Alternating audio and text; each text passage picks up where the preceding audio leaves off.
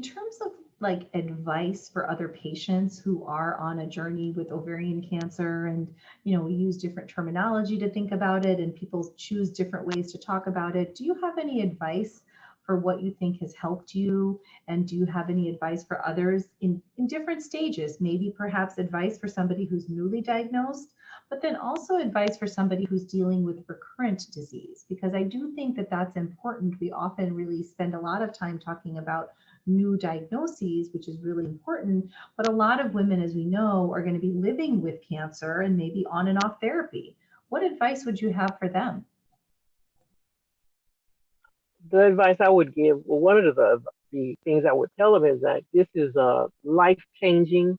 So you have to think in terms of trying to be healthy, follow your doctor's advice. If it's something you don't understand, you need to ask your doctor so she can clarify everything and make it very clear to you.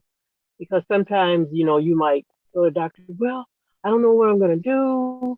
I can't get in touch with my doctor. So I would say write those questions down that you have for your doctor so your doctor can answer them. I mean, people have a journal where every time you go to your doctor, you can just write questions down, because we have so many questions and you're not going to remember all of the questions or have the time. But I think that's very important, is to write your questions down, ask the doctor, I think that's the best way to go, instead of asking your friend who's had ovarian cancer for 20 years or whatever. I think the best thing is to your care team is ask the question.